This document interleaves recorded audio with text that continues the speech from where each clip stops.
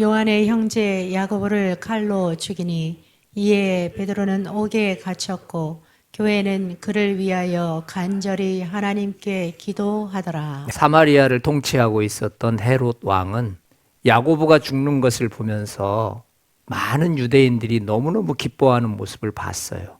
그래서 이제 베드로까지 함께 죽이려고 이제 오늘 옥에 가둔 것입니다. 이 어려운 일을 만난 교회는 무엇을 하고 있느냐? 5절에 보니까 교회는 그를 위하여 하나님께 기도하였다. 베드로를 위하여 간절히 기도하고 있는 교회의 모습을 봅니다. 여러분, 그 지역을 통치하고 있는 왕이 베드로를 가둔 것입니다. 그런데 교회는 기도를 하고 있습니다. 아니, 기도만 하고 있습니다. 교회의 이런 모습이 어찌 보면 무모한 행동 같기도 하고 또 어찌 보면 무책임한 행동으로도 충분히 보입니다. 살리기 위해서 뭔가 특별한 대책이 나와야 할 것 같은데 교회는 그냥 기도만 하고 있습니다. 교회는 다른 방법 찾는 것을 아예 포기해버린 걸까요? 왜 교회는 다른 방법을 찾아보지도 않고 무작정 기도만 하고 있을까요? 과연 이들의 기도는 효과가 있는 걸까요?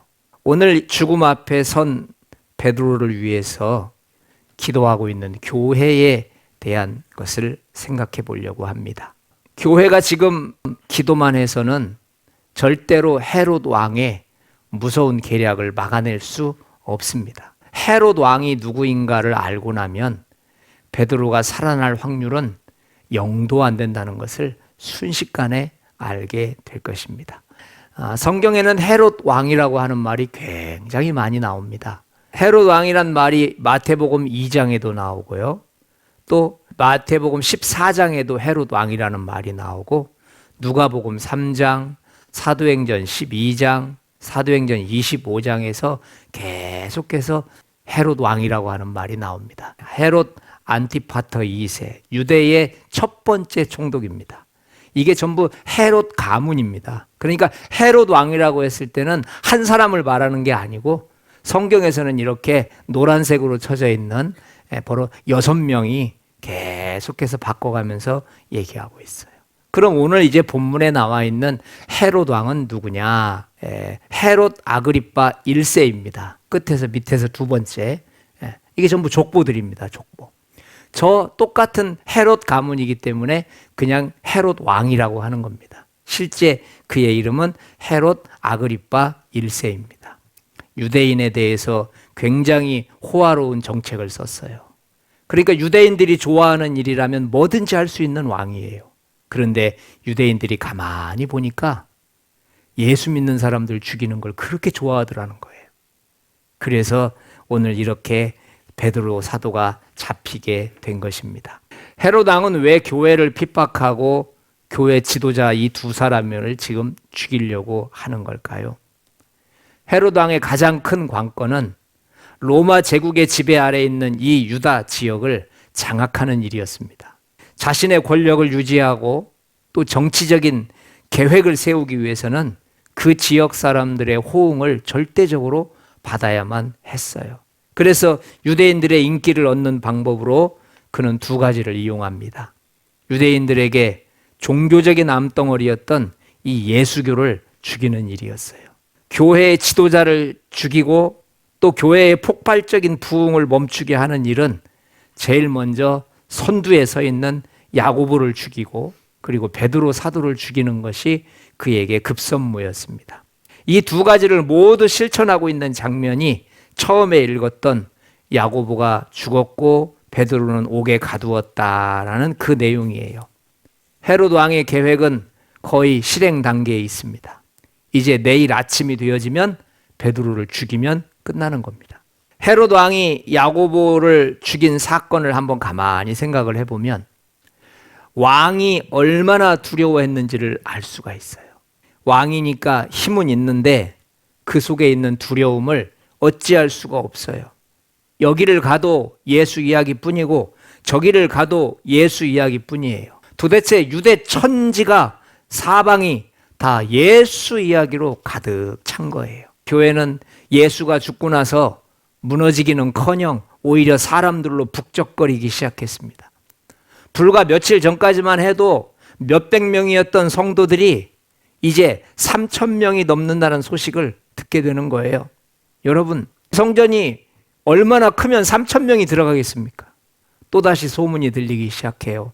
이번에는 5,000명을 넘었다는 소식이 헤롯 왕의 귀에 들려옵니다. 그 당시에 몇백 명만 모여도 엄청난 일입니다. 무슨 특별한 일이 아니고서야 사람이 모일 일이 없지 않습니까? 어떤 시각으로 봐도 사람이 모일 일이 없는데 사람이 모이는 겁니다. 한 곳에 3,000명이 넘는 사람이 모여 있다고 생각해 보십시오. 그들이 매일같이 기도하고 그들이 매일같이 부르짖습니다. 그런데 문제는 겉으로 보기에는 종교 집단처럼 보이는데, 겉으로 보기에는 찬송도 하고 기도도 하는데 봉사도 하고 선행도 하는 것 같은데, 근데 정말 그 단체가 그 단체일까요? 왕궁에서 바라보고 있는 예수를 믿는 집단들의 모습은 참으로 두려워요. 5,000명이 넘는 믿는 자들이 모여 있는 거예요. 행여나 그곳에서 왕을 바꾸자는 모의를 하고 있지는 않을까요? 만에 하나, 천에 하나 그곳에서 왕을 죽이자는 음모를 꾸미고 있지는 않을까요? 헤롯 왕은 불안한 거예요. 잠이 오지 않아요. 어떻게 죽은 예수 때문에 3,000명이 모일 수 있을까요? 죽었는데 어떻게 십자가에서 죽은 예수 때문에 5,000명이 모일 수 있었을까요? 권력을 욕심내고 권력을 탐욕하는 사람의 눈으로 보았을 때 이 예수 믿는 사람들의 집단은 정상적이지 않은 겁니다. 이 집단이 예수를 믿는 게 아니고 예수를 빙자해서 나라의 반역을 꾀하는 범죄 집단이 분명한 겁니다. 당연히 죽여야죠. 당연히 무너뜨려야죠. 당연히 흩어지게 만들어 놔야죠. 그래서 헤롯 왕은 자신의 권력을 위해서 야고보를 첫 번째 죽였습니다. 그런데 야고보를 목베어서 죽이고 나니까 보통 반응이 좋은 게 아니에요. 그래서 이제 베드로를 잡아온 겁니다. 왕의 입장에서는 지도자 한 사람을 죽이는 것이 3,000명을 무너뜨리는 길이라고 생각하거든요. 아무리 많은 사람들이 모여도 지도자 한 사람 없으면 그까짓 거 명분을 잃어버릴 거 분명합니다. 오늘 밤만 지나면 이제 베드로는 죽는 겁니다. 자, 이제는 기도하고 있는 교회로 한번 가보겠습니다. 요한의 형제 야고보를 칼로 죽이니 이에 베드로는 옥에 갇혔고. 두 지도자가 지금 사라졌습니다. 교회에서. 야고보 사도가 잡혀가서 죽은 지 며칠 지나지 않았거든요. 그것도 부족해서 이번에 베드로 사도를 또 데려간 겁니다. 헤롯 왕은 이제 베드로를 처형할 준비를 하고 있는 중입니다. 갑자기 두 명의 지도자를 뺏겨버린 교회 성도들은 어떤 상황일까요? 교회 성도들은 야고보가 그랬던 것처럼 이번에 베드로도 다시 돌아오지 못할 거라고 하는 불안한 마음에 사로잡혀 있습니다. 교회 입장에서 한번 생각해 보세요. 교회 미래가 깜깜합니다. 야고보도 중요한 지도자였어요. 그런데 이 베드로야말로 매우 중요한 담임 목사요, 지도자요, 리더였거든요. 교회 안에 지금 리더십이 부재하다는 것은 이제 곧 머지않아 이 교회가 큰 어려움을 겪을 거라고 하는 암시와도 같은 거예요. 앞으로 성도들 관리를 어떻게 할 겁니까? 담임이 없고 지도자가 없는데 3,000명, 5,000명씩 모여든 그 군중들을 어떻게 다 관리할 겁니까? 그리고 신앙적인 교육은 또 어떻게 할 겁니까? 이렇게 계속 가다가는 교회의 기강이 흔들릴 수밖에 없는 거죠. 교회로서는 교회 지도자가 감옥에 갇혔다는 것은 어떤 이유로든지 희망적일 수 없는 상황입니다.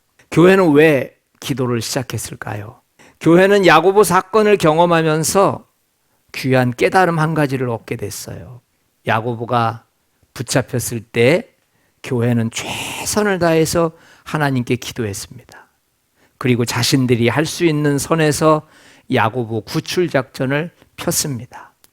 인맥도 동원해 보고 백방으로 수소문해 가면서 어떻게 해서든지 야고보를 끄집어내기 위해서 노력을 했을 거예요. 그런데 결과가 어떻게 됐죠? 죽고 말았어요.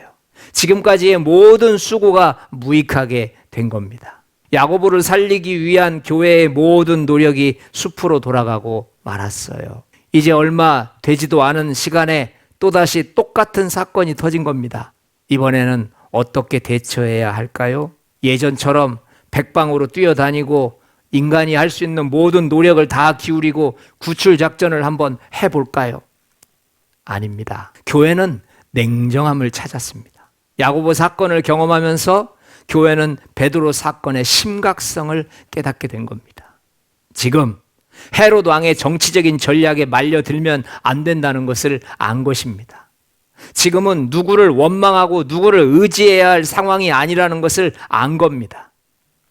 야고보 때는 처음이라 사람 의지하고 노력을 했을지 모르지만 베드로 때는 그런 방식으로는 절대 이 문제가 해결되지 않는다는 것을 안 겁니다.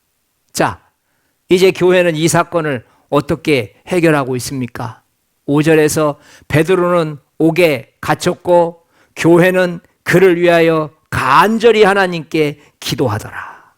처음부터 마지막까지 하나님만 바라보고 있는 교회의 모습입니다. 야고보 사건을 통해서 교회가 해야 될 일은 오직 하나님만 바라보는 일이었습니다. 이번 사건은 온전히 하나님만 의지해야 함을 알게 된 것입니다. 그래서 교회는 지금 한 마음이 되었습니다. 교회는 지금 모두가 무릎을 꿇었습니다. 그래서 5절 말씀에 교회는 그를 위해서 하나님께 기도하였더라. 교회가 한 마음으로 하나님만 의지하고 기도했을 때 어떤 일이 벌어졌을까요? 7절, 10절입니다. 우연히 주의 사자가 나타나며 복중에 광채가 빛나며 또 베드로의 옆구리를 쳐 깨워 이르되 급히 일어나라 하니 쇠사슬이 그 손에서 벗어지더라. 이에 첫째와 둘째 파수를 치나 시내로 통한 쇠문에 이르니 문이 저절로 열리는지라. 나와서 한 거리를 지나매 천사가 곧 떠나더라. 7절과 10절을 가만히 보면 다 기적입니다. 호련히 주의 사자가 나타났어요. 칙칙하고 깜깜했던 감옥 속에 갑자기 광채가 빛이 나기 시작했어요. 쇠사슬이 베드로의 두 손에서 벗겨져 버렸어요. 쇠문이 저절로 열려요. 여기서 나온 모든 기적들은 교회가 하나가 되어서 하나님께 기도한 내용이라는 것을 아셔야 됩니다. 교회는 기도했습니다. 교회는 한 마음으로 무릎을 꿇었습니다. 하나님, 이번만큼은 야고보 사도 때처럼 실수하지 않게 하십시오. 우리는 지금 감옥 안에 들어갈 수가 없습니다. 하나님께서 직접 감옥에 들어가셔서 우리 베드로 목사님을 구원해 주십시오. 하나님께서 직접 쇠사슬을 풀어 주십시오. 하나님께서 직접 잠겨진 쇠문을 열어 주십시오. 이 일은 오직 하나님만 하실 수 있습니다. 하나님께서 기적을 베푸셔서 우리 베드로 사도를 구원해 주십시오. 그때나 지금이나 인간의 노력으로 되어질 일이 아니라는 것을 배운 것입니다. 교회 공동체는 야고보 사도의 일을 겪으면서 이 한 가지를 깨닫게 된 것입니다. 베드로를 살릴 수 있는 유일한 길은 오직 하나님의 기적뿐이었습니다. 그래서 교회는 온전히 하나님만 바라보며 기도했습니다. 그래서 교회는 온전히 하나님만 바라보며 간절히 기도했습니다. 그래서 교회는 간절한 마음으로 온전히 하나님만 바라보았습니다. 그랬더니 그 큰 기적이 감옥 안에서 일어난 것입니다. 사랑하는 성도 여러분, 우리에게도 감옥 안에 꽁꽁 묶인 채 도무지 하나님께서 손대시지 않으면 누구도 해결하지 못할 문제가 있습니다. 이렇게 해보고 저렇게 해보지만 나의 수고, 나의 노력이 도무지 아무 소용이 없을 바로 그런 문제가 있습니다. 우리는 그 문제를 하나님께 가지고 나와야 합니다. 초대교회가 오직 하나님께 의지함으로 그 문제를 해결받은 것처럼 우리 또한 오직 하나님만 의지함으로 문제를 해결받는 저와 여러분들이 되시기를 축원드립니다. 사랑하는 여러분, 베드로가 감옥에 갇힌 것은 잘못이 있어서가 아니었습니다. 무슨 죄를 지어서가 아니었습니다. 세상의 왕인 헤롯 왕이 자신의 권력과 자신의 정치적 목적으로 베드로를 감옥에 묶어 놓은 것입니다. 여러분과 저에게 해결 못할 문제가 주어진 것도 우리가 잘못했기 때문이 아닙니다.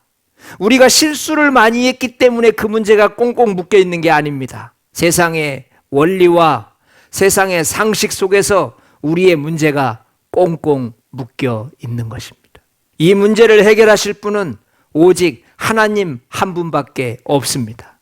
우리는 이 문제를 반드시 하나님께 가지고 나와야 합니다. 이 문제는 사람의 힘으로 풀어지는 문제가 아닙니다. 하나님께서는 왜 야고보와 베드로 두 지도자를 감옥에 넣으셨을까요? 하나님께서는 왜 야고보를 죽이시더니 이번에는 베드로까지 죽음의 문턱까지 이르게 하셨을까요? 하나님께서 베드로를 죽기 직전까지 이르게 하신 것은 교회로 하여금 오직 하나님께만 의지하도록 하시기 위함입니다. 교회는 이 문제를 해결받기 위해 오직 하나님만 의지해야 했습니다.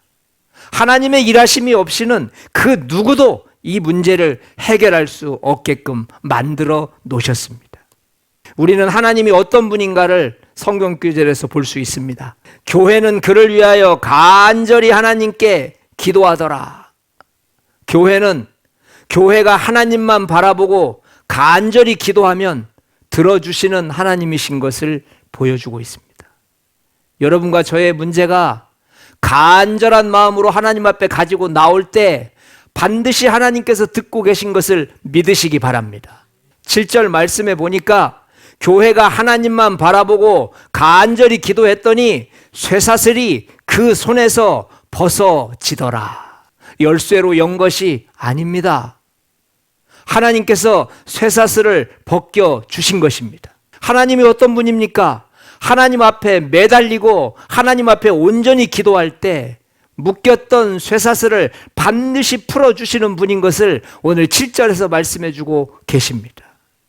여러분과 저의 모든 쇠사슬이 우리의 무릎으로 풀어지시기를 축원드립니다. 10절 말씀을 보십시오. 교회가 하나님만 바라보고 간절히 기도했더니 쇠문까지도 저절로 열어주는 하나님이십니다. 우리는 그 하나님께 기도해야 합니다. 시대가 어려워지면 가정마다 직장마다 사업장마다 되던 일도 안 되고 꽁꽁 묶인 채 얼어붙을 수 있습니다. 그러나 성경은 그런 원리를 철저하게 무너뜨립니다. 이스라엘 백성들이 애국 군대 앞에서 홍해가 갈라진 것은 세상의 원리로 안 됐습니다. 가나안 땅 앞에서 요단강이 갈라진 것은 우연의 일치가 아니었습니다. 핍박하던 사도 바울이 3일 동안 앞을 보지 못한 것은 그의 시력이 약해졌기 때문이 아닙니다. 하나님께서 그의 시력을 막으셨기 때문입니다. 우리는 세상의 상식에서 벗어나야 합니다. 홍해가 갈라질 때, 그리고 홍해가 다시 합쳐졌을 때 어떤 사람은 그 홍해 때문에 길을 건널 수 있었지만 어떤 사람은 그 홍해 때문에 물에 매장되어 죽었습니다. 여러분과 저의 신앙은 어떻습니까?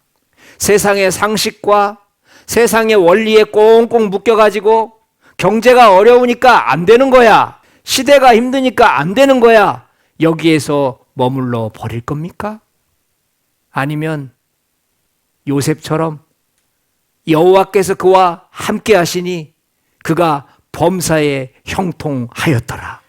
여러분, 오늘 저와 여러분들이 이 시간이 세상의 상식을 깨는 시간이 되시기를 축원드립니다. 이 모든 것은 하나님이 움직이시면 되는 것입니다. 홍해가 갈라진 것도 하나님께서 일방적으로 그렇게 하신 것입니다. 요단강이 갈라진 것도, 죽은 나사로가 살아난 것도 하나님이 그렇게 하신 것입니다. 하나님의 일하심을 믿고 하나님 앞에 맡기시는 여러분 되시기를 축원드립니다. 하나님께서는 우리가 기도 제목을 가지고 하나님 앞에 나오길 기다리고 계십니다. 우리는 내일부터 2주간 저녁 기도회가 시작됩니다. 왜 우리는 결심하고 이 기도회에 참석해야 될까요?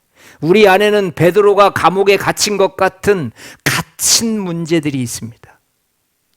내 문제가 감옥 속에 갇혀서 도무지 해결될 실마리가 보이질 않습니다. 내 문제가 깜깜한 감옥 속에 갇혀서 물질이, 사업이, 관계성이 도무지 나아지질 않습니다. 이 불가능한 문제들을 이번 기도회에 응답 받으시기를 축원드립니다. 쇳문이 스스로 열리듯 그 문제를 열어 젖히는 시간 되시기를 축원드립니다. 쇠사슬이 벗겨지듯이 그 문제를 벗어 던지는 시간 되시기를 축원드립니다. 이번 저녁 기도회에 지금까지 해결되지 않았던 문제를 가지고 나오십시오. 내 힘으로 안 되는 문제, 내 결심과 노력으로 풀리지 않았던 바로 그 문제를 가지고 나오십시오. 그래서 그 문제를 해결받고 응답받는 시간 되시기를 축원드립니다. 저는 이번 기도회를 통해서 승리하게 된다면 하나님은 반드시 우리에게 복을 주신다는 것을 믿으시기 바랍니다. 헤롯이 영광을 하나님께로 돌리지 아니하므로 주의 사자가 곧 친히 벌레에게 먹혀 죽으니라. 하나님의 말씀은 흥황하여 더하더라. 기도회에 승리할 수 있다면 헤롯 왕이 죽고 하나님의 말씀이 흥황하는 시간이 될 것을 믿습니다. 나의 갇힌 문제가 죽어버리고 하나님의 말씀에 순종한 만큼 흥황하게 될 것을 믿으시기 바랍니다. 이번 기도회를 통해서 하나님께서 말씀하시는 대로 순종하시기를 축원드립니다. 이번 저녁 기도회를 절대로 놓치지 마십시오. 10개의 설교를 준비를 하면서 하나님 앞에 기도했습니다. 하나님, 이 설교는 나를 위한 설교군요. 하나님, 이 설교는 우리 교회를 위한 설교군요. 하나님, 이 설교는 지금 우리 성도들을 향한 설교이군요. 매일같이 저녁마다 기도하지만 어떤 기도회는 그 한 번 나온 기도회 때문에 역사가 달라진다는 것을 믿으시기 바랍니다. 이번 기도회가 우리 교회와 여러분들에게 주신 하나님의 기회가 될 것입니다. 이번 기도회를 통해서 지금까지 풀리지 않았던 문제들이 하나님의 방법으로 풀어지는 경험 가지시기를 축원드립니다. 이번 기도회는 여러분과 저를 향하신 하나님의 특별한 선물이고 특별한 기적의 시간이 될 것입니다. 우리 한번 따라서 해봅시다. 묶였던 쇠사슬아, 예수의 이름으로 명하노니 스스로 풀어져라. 묶였던 쇠사슬아, 예수의 능력 앞에서 벗겨져라. 닫혔던 옥문아, 예수의 권능 앞에 열릴지어다. 여러분, 하나님이 우리와 함께 하십니다. 호련히 주의 사자가 나타나서 광채가 빛나고 쇠사슬이 벗겨지는 기적이 이번 기도회 때 반드시 나타날 것을 믿습니다. 저는 이번에 우리 2주간의 10번의 기도가 바로 이 일을 시작하고 우리가 이곳에 와서 이제 1년 반이 됐는데 하나님의 일들을 감당할 수 있는 축복의 교회가 되기를 원하고 있습니다. 참 좋으신 하나님, 감사합니다. 묶였던 쇠사슬아, 예수 이름으로 명하노니 스스로 풀어질지어다.